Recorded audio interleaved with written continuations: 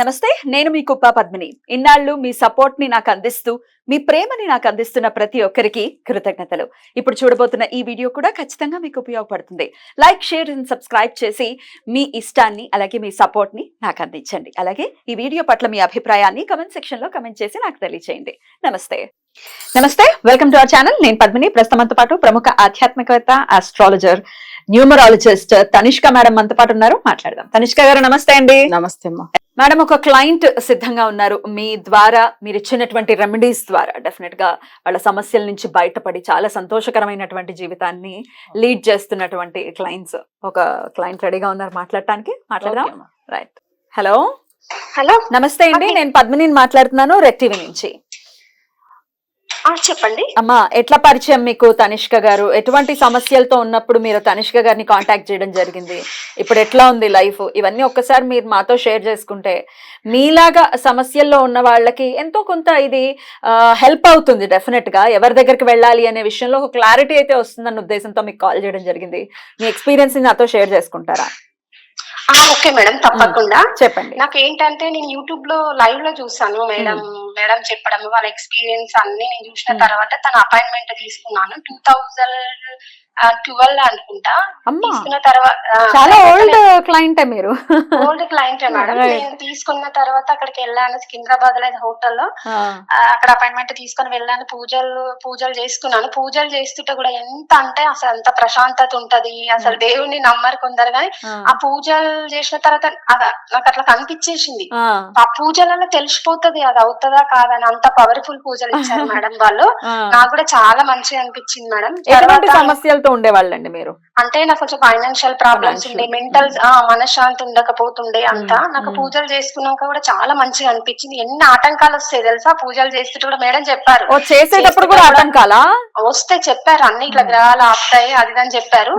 నేనైతే అసలు నమ్మలేదు, కానీ పూజలు చేస్తుంటేనైతే నాకు చాలా కన్ఫర్మ్ గా తెలిసిపోయింది. అంత పవర్ఫుల్ పూజలు ఇస్తారు మేడం. చెప్పినట్లు చేస్తే మటుకు చాలా బాగుంటది. మీకు ఎట్లా నమ్మకం కుదిరిందండి తనిష్క గారి మీద? అంటే నాకు మంచిగా అనిపించింది మేడం చేస్తుంటే పనులైనా. అసలు ముందు కలిసినప్పుడు జాతకం చూపించుకున్నప్పుడు నమ్మకం ఎక్కడో అక్కడ ఫిక్స్ అవుతుంది బ్రెయిన్. కరెక్ట్ చెప్తున్నారు, మనం ఖచ్చితంగా వీళ్ళు చెప్పింది ఫాలో చేయాలి. నాకు ఎక్కడ చూపించుకున్నా గానీ నాకు అంత కరెక్ట్ అనిపించలేదు మేడం. రెమెడీస్ గానీ తను చెప్పేటి నాకు కొన్ని కరెక్ట్ అనిపించినాయి. అందుకోసమనే నాకు మంచిగా అనిపించింది. చేసిన తర్వాత మా రిలేటివ్ కూడా ఒక మా సిస్టర్ అవుతారు, తనకి కూడా చెప్పిన. ఆమె బాబు 7th ఇంజనీరింగ్ బాబు చనిపోయాడు మేడం. ఒకటే బాబుకి ఆమె ఆపరేషన్ చేయించుకుంది, చనిపోయాడు. సరేలే మేడం నంబర్ ఇచ్చాను. అక్క కూడా మేడం దగ్గర పూజలు మేడమే చేయించి ఇచ్చారనమాట. ఇంజనీరింగ్ చదివే పిల్లాడు చనిపోయారు. చనిపోయినాక మేము మళ్ళీ ప్రెగ్నెన్సీ కోసము మళ్ళీ ఆపరేషన్ చేయించుకుంది, మళ్ళీ రీఓపెన్ చేయించుకుంది. మళ్ళీ బాబో పాపో కావాలని, కానీ చాలా సార్ అబార్షన్ కావడం కాలేదు. మేడం దగ్గర పూజలు చేయించుకున్నాక ఆమెకు బాబు పుట్టాడు. మళ్ళీ వాళ్ళ బాబాయ్ మళ్ళీ తిరిగి వచ్చినట్టు తిరిగి అసలు మేడం ఆమెకు 40 years. ఈ ఏజ్ లో కూడా అసలు కారు అనుకున్నాం ఆమె లైఫ్. ఇంకా ఒక్క బాబు చనిపోయిండు. అసలు ఎంత డిప్రెషన్ లోకి వెళ్ళిపోయింది తెలుసా. నాకైతే ఇది చాలా గ్రేట్ అనిపిస్తుంది. బాబు పుట్టింది ఇప్పుడు 6 years మేడం. మళ్ళీ బాబుకి 6 ఏళ్ళు వచ్చేసాయి. బాబు ఇదైతే వండర్ మేడం. వండరే, డెఫినెట్లీ వండరే. తర్వాత నాకు నమ్మకం. బాబు కూడా మా ఇంట్లో కూడా ఇట్లా మనశ్శాంతి లేకపోతున్నా, నాకు 2 బాబులు. వాడి కోసం కూడా పూజలు చేసిన. బాబు చేసేసిండు. బాబు రెమెడీస్ మేడం అక్కడ పూజలు చేయించారు. మాకు కొంచెం మామూలుగా చేసుకోమని ఇంట్లో చెప్పారు, కానీ చాలా మంచిగా అనిపించింది. యూఎస్ఏ కూడా వెళ్ళిపోయాడు మా బాబు. మళ్ళీ కూడా మేము చేయించుకుంటే ఏ దానికైనా మేము మేడం దగ్గరికే చేయించుకుంటాం. ఇంకా వేరే వాళ్ళతో ఇంక అవసరమే ఉంది. చూస్తూ ఉన్నారు. చాలా రెమెడీస్ మంచిగా ఉంటాయి మేడం దగ్గర. నాకు చెప్పారంటే అది ఇంకా నాకు అయిపోతుంది నమ్మకం వస్తుంది. అమేజింగ్, అమేజింగ్ అండి. చాలా చాలా సంతోషం మీ ఎక్స్పీరియన్స్ ని నాతో షేర్ చేసుకున్నందుకు. ఎప్పుడు ఇలాగే మీరు సంతోషంగా ఉండాలని మనస్ఫూర్తిగా. నమస్తే. అమేజింగ్ అండి. అసలు సాడ్ గా, డెఫినెట్ గా సాడ్ గా అనిపించే విషయం ఏంటంటే, అంత వయసుకు వచ్చినటువంటి పిల్లాడు అసలు అది తట్టుకోవటం ఎవరి తరం కాదు. ఏంటండి అంత పెద్ద పిల్లాడు ఎలా చనిపోయారట? అంటే తనకొచ్చి అంటే చదువుకున్నప్పుడు కొంచెం తనకి ఏదో ఒక డిప్రెషన్, అంటే ఇంట్లో ఏదో అన్నారు, చిన్న మాట అన్నదానికో, బట్ ఆయన వెళ్ళి సూసైడ్ చేసుకొని చనిపోయాడు అసలు. సో తర్వాత ఏమైందంటే మళ్ళీ వీళ్ళకు పిల్లలు లేవు కదా అసలు. చాలా ఒకటే బాబు, పిల్లాడు ఆపరేషన్ కూడా చేయించుకున్నారు. తర్వాత ట్రీట్మెంట్కి వెళ్ళారు, కానీ ఎక్కడ సెట్ అవ్వలేదు.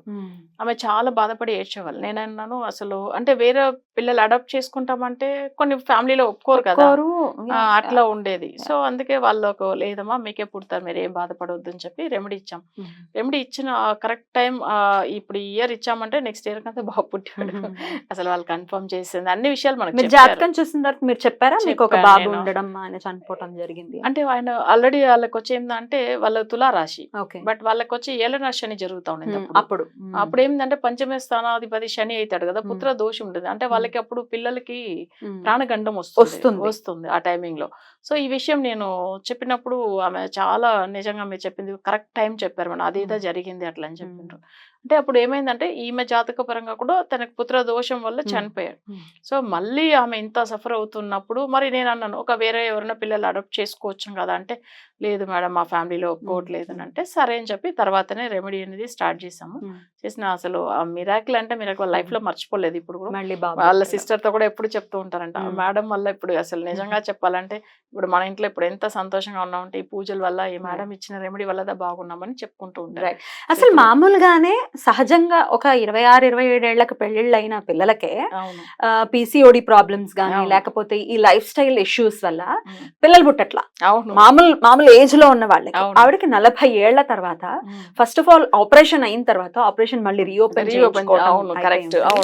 మళ్ళీ పుట్టడం అంటే అది మిరాకిల్ డెఫినెట్ గా. అసలు ఇన్ని ఐవీఎఫ్ సెంటర్స్ ఉండటం అనేది ఒక తార్కాణం, అందరికి ఎంతమందికి పిల్లలు లేరు అనే విషయాన్ని అది ధృవీకరిస్తుంది ఇన్ని ఐవీఎఫ్ సెంటర్స్. అట్లాంటి ఒక పరిస్థితి నుంచి 40 ఏళ్ల వయసులో కూడా అది కూడా ట్రై చేశారు 3 times, అది ఫెయిల్యూర్ అయింది. ఐవీఎఫ్ కూడా ట్రై చేశారు, అది ఫెయిల్యూర్ అయిన తర్వాతనే ఆమెకు నమ్మకం పోయింది.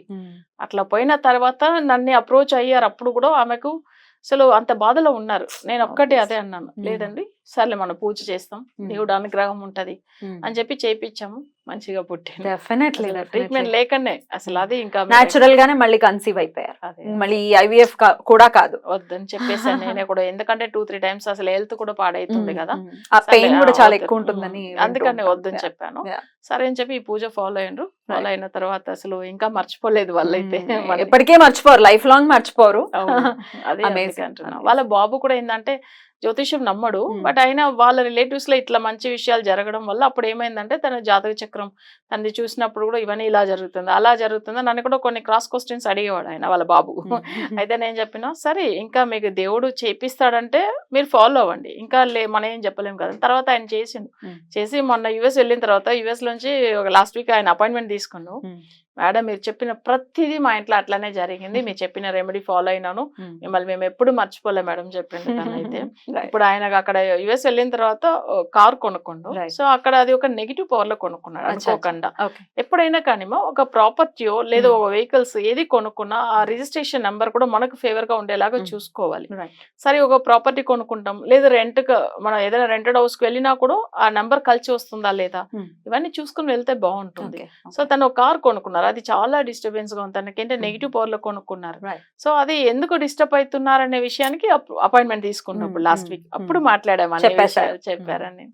సో అది కరెక్ట్ చెప్పిండు మేడం మీరు ప్రతిదీ అన్నారు. అసలు నేనన్నా గట్టిగా తిట్టా నా క్లయింట్ కాబట్టి, సో ఏదన్నా చెప్పాలి. ఒకటి మనం ఇప్పుడు నేను ఎప్పుడు లైవ్ లో అదే చెప్తూ ఉంటాను, అసలు మీరందరూ బాగా అవ్వాలని మన రెమెడీ ఇస్తాను.